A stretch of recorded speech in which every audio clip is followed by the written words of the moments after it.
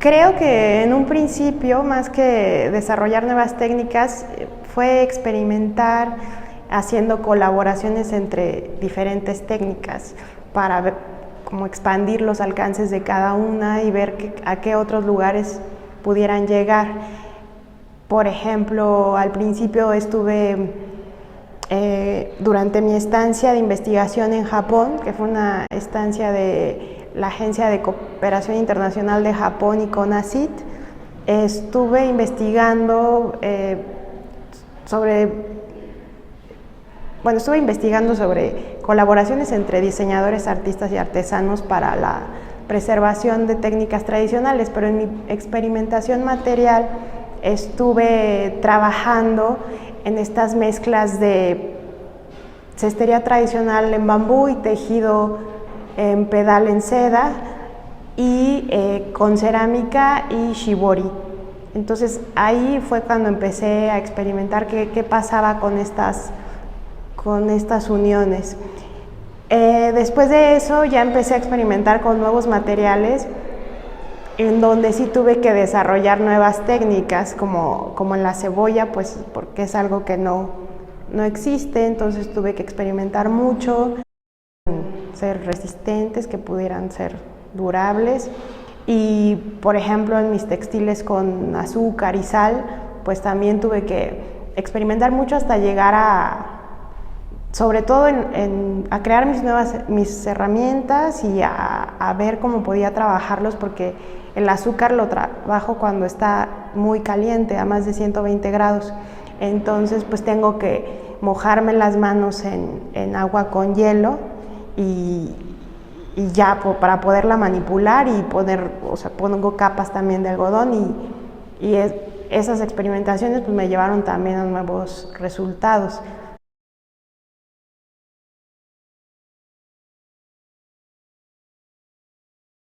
Juega un papel muy importante, sobre todo en las piezas en las que uso materia viva o que alguna vez estuvo viva, porque creo que todos esos materiales tienen una voz activa en la creación de las piezas. Son cosas que no puedo controlar y que ellos mismos van generando sus propias formas, su forma también de reaccionar al medio ambiente y cómo se van transformando, es algo independiente. Entonces creo que ellos son como participantes activos dentro de la creación de las piezas y siempre están ahí presentes. Además que creo que la atención y el cuidado a esta materia, que forma parte pues, de la naturaleza y junto conmigo y con el entorno, trabajamos en equipo, entonces ahí es un punto clave.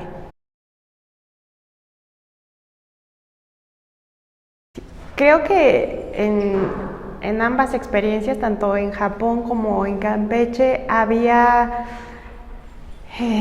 ciertas dificultades de comunicación, ¿no? En una por el lenguaje, en otro porque pues eran unas circunstancias complejas.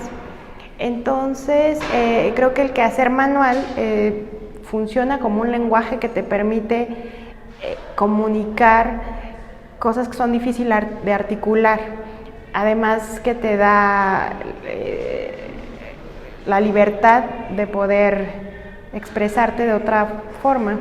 Por ejemplo, en Japón yo hablaba muy poquito japonés y entonces la forma que teníamos de comunicarnos era a través del material, que era un lenguaje que compartíamos, y de las técnicas.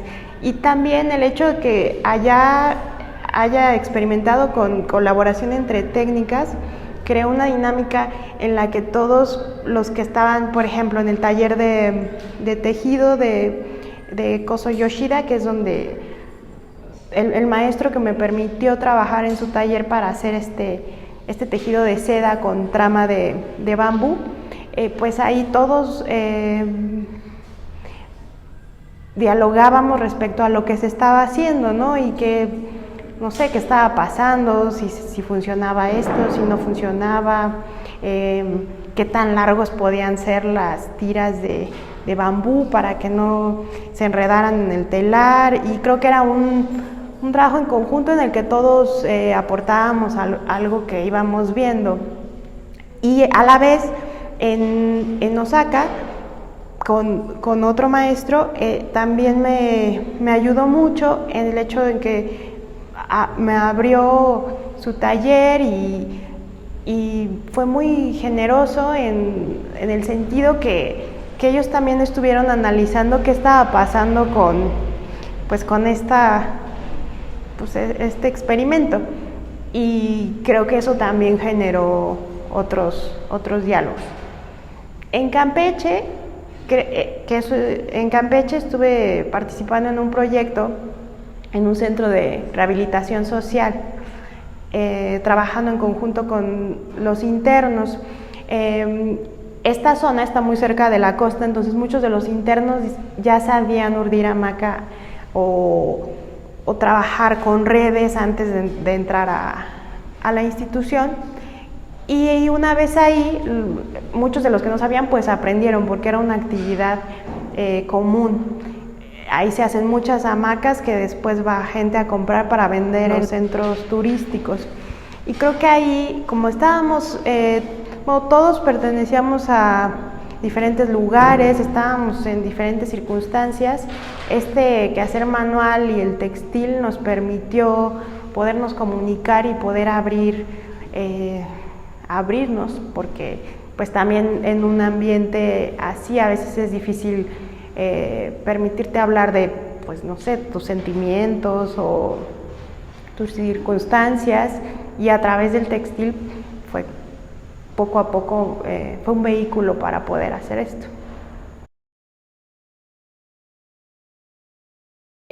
Creo que en el caso de Campeche, si bien una parte del proyecto era diseñar nuevos productos o ver nuevas alternativas de estas técnicas y probar nuevos materiales, otra parte era usarlo como medio de expresión.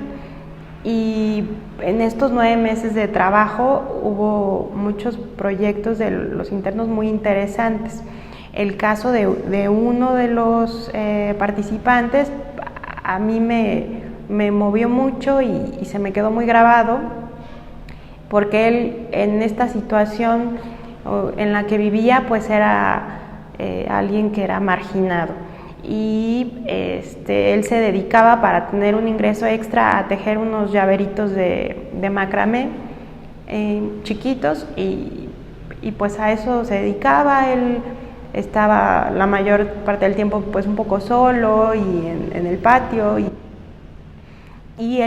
lo que él hizo en este proyecto fue que hizo una forma, en la misma forma que hacía los metro, y en el que hizo miles de nudos, y en el que la pieza que generalmente agarra el arito pues medía, no sé, como 5 metros, y entonces él se tenía que extender por todo el techo de donde estábamos trabajando para poder hacer esta pieza, ¿no? Y era una imagen muy fuerte, ¿no? En el sentido que pues, los hilos cobraban muchísimo espacio y él también cobraba mucho espacio, y creo que marcó su lugar y fue muy reconocido también por el grupo, ¿no? Era un grupo bastante mixto.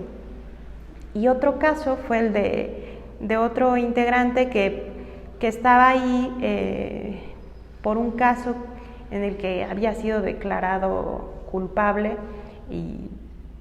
pero injustamente. Entonces él tejió en las hamacas, ahí de repente en el urdido van grabando nombres pues piden, ¿no? de equipos de fútbol o etcétera. Y él lo que hizo fue hacer un tejido gigante, ¿no? Del tamaño de una pared de su celda, usando los colores de una bandera de huelga, y lo que urdió fue su nombre y culpable sin pruebas. Entonces, pues presentar esa pieza en la exposición al final también desató pues un diálogo, ¿no? Y se me hizo algo muy, muy poderoso. Pues el proceso de conservación de mi obra creo que es un proceso continuo, porque desde que estoy preparando los materiales los tengo que cuidar, en el sentido que muchos son materiales muy inestables y en cada parte del proceso pues llevan un cuidado diferente. Por ejemplo, en las piezas de azúcar que están en la exposición, una vez que tengo ya el azúcar caliente, que ya lo estoy trabajando con el algodón y la lana, una parte es dejarlo reposar, y en ese periodo en el que el azúcar está todavía muy húmeda, llegan muchos visitantes, ¿no? Muchas hormigas, muchas moscas. Entonces ahí tengo que protegerlos de alguna forma, o también los puedo dejar intervenir. Y una vez que están ya en exposición, pues siguen reaccionando, ¿no? Si hace calor, pues sudan; si tienen una luz muy fuerte, empiezan a gotear. Tiene que haber un equilibrio para que sigan existiendo. Como las cebollas, por ejemplo, llevan una tarea de conservación desde que cortas la cebolla y despegas la primer capa, porque la tienes que estar rehidratando y tratando todo el tiempo que tú estás trabajando, ¿no? Si hablamos de un manto que tiene 80 kilos, desde que pegas la primer telita hasta que pegas miles, tienes que estar cuidándola, y durante todo su tiempo de vida la tienes que estar procurando. Eso en cuanto a conservación. Y el rito en mi trabajo, yo veo a un rito como una serie de acciones que tienen un simbolismo. Entonces creo que esa ha sido algo muy importante, que cada acción que yo hago en una pieza tiene un porqué.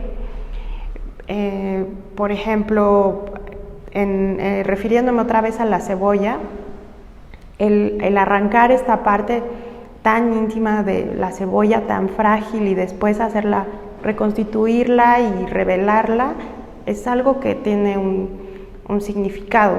Si bien pues es una acción mecánica, tiene un porqué. O el abrir estos capullos, que si bien empezó porque una de las piezas, cuando estaba yo viajando,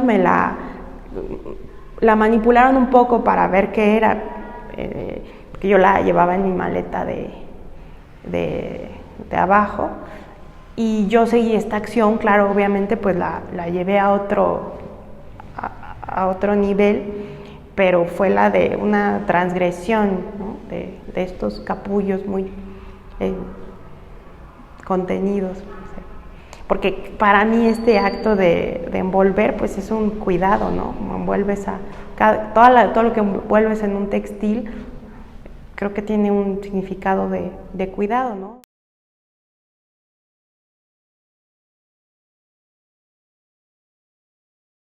Creo que es difícil identificar que el inicio y el fin. Creo que depende porque el inicio es desde que algo nace, ¿no? Pero esa parte del proceso yo no la estoy viendo. Por ejemplo, en el caso de la cebolla, yo me encuentro con ella en el momento en que la compro, que ha sido también importante, ya que el lugar donde creció esta cebolla al final se ve reflejado en la pieza, ¿no? No es lo mismo las cebollas que compro en Xochimilco a las cebollas que se compran en la central de abasto, que vienen de diferentes lugares, a las cebollas que he hecho en Estados Unidos o en Suecia. Todas reaccionan diferente, y pues es porque también fueron cosechadas diferente y plantadas diferente. El fin, claro, bueno, cuando ya es algo que está muerto, ¿no? pero como estos materiales siguen reaccionando, pues los tienes que seguir tratando como algo que está vivo, porque de alguna forma siguen reaccionando de esa manera.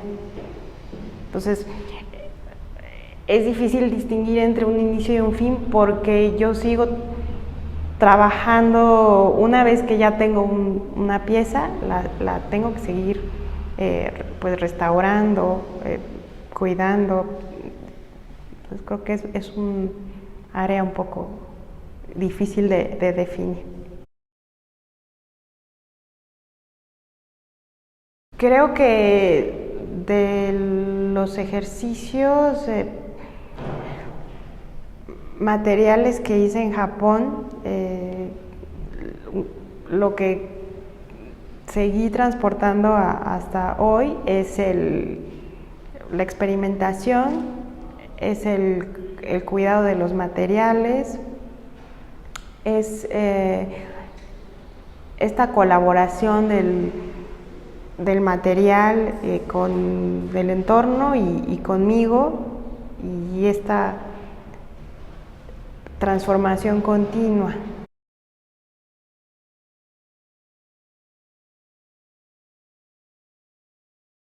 Creo que mi forma de participación ha sido el siempre promover las relaciones horizontales y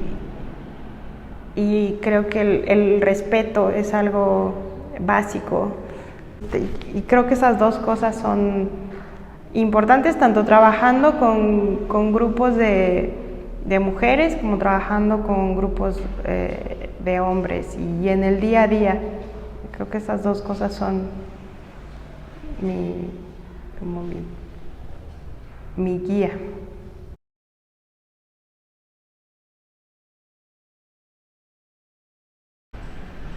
Bueno, artistas que han influenciado mi trabajo son muchos, pero voy a mencionar a los más importantes. Uno es el alemán Wolfgang Leif, que creo que su forma de trabajar con los materiales, él tiene piezas, por ejemplo, en las que recolecciona por un largo tiempo polen y después lo lleva a una sala de museo y lo esparce en el piso. O tiene estas piezas de mármol en el que es leche la que completa la figura. Pues su forma de tratarlo y de cuidarlo, que es casi como una forma de oración o rezo, me parece que muy relevante en mi práctica también. Creo que Doris Salcedo, una artista colombiana que trabaja mucho en respuesta a la situación política de Colombia y a la violencia. Entonces, ella tiene una forma muy particular de hacer que objetos cotidianos puedan expresar dolor, ¿no? O tú los ves y como que sabes que ahí algo está pasando o algo pasó, y esa forma de comunicar me parece muy, muy interesante, y también es algo que de alguna forma veo en algunos de mis trabajos. Eva Hess, por ejemplo, que ella trabajó mucho con materiales inestables, ¿no? Y en su trabajo hay muchísima experimentación, y en su momento pues trabajó mucho con látex, con materiales naturales, con estas mezclas. Y también decía que estos materiales, en su inestabilidad y en su forma de reaccionar a su entorno, parecía que ellos mismos estaban sufriendo o estaban molestos, o sea, adquirían expresiones humanas. Otro artista que para mí es muy relevante es Tomás Araceno, un artista argentino que en su trabajo se involucran otras especies, y entonces tiene estas instalaciones en las que son arañas las que hacen el tejido, ¿no? y completan la pieza. Esta práctica en que tú no eres el principal el principal creador de la pieza, sino son otros y que no son humanos los que tienen la última palabra.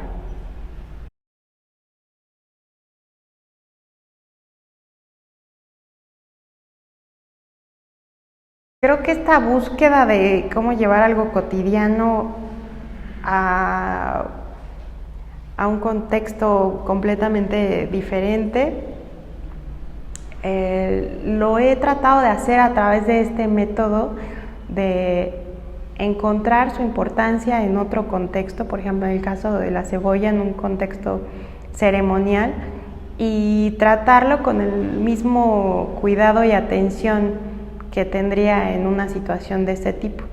Y creo que al tratar de esa forma, pues cosas que vemos en el día a día, y al observarlo y hasta escucharlo, por decirlo de alguna forma, permite extraer ciertas cosas y llevarlo a un nivel en el que tiene importancia, por decirlo de alguna forma.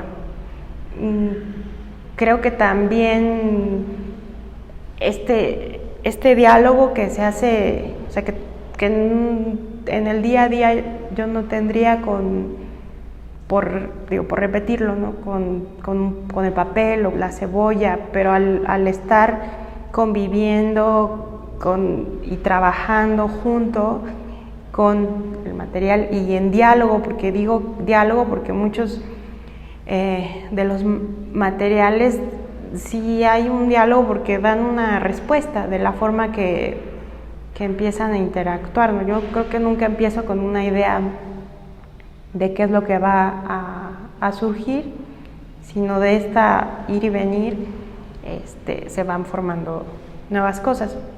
Pero sí creo que es como la atención y el cuidado y el extraer este lenguaje poético que tienen los materiales es algo en lo que he venido trabajando.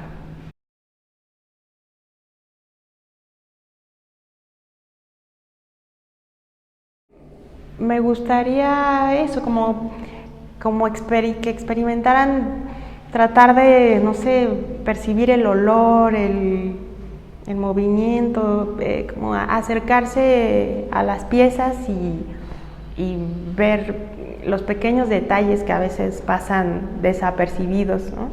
Y ver esta transformación, sobre todo pues en los materiales que están que van a estar en esta sala.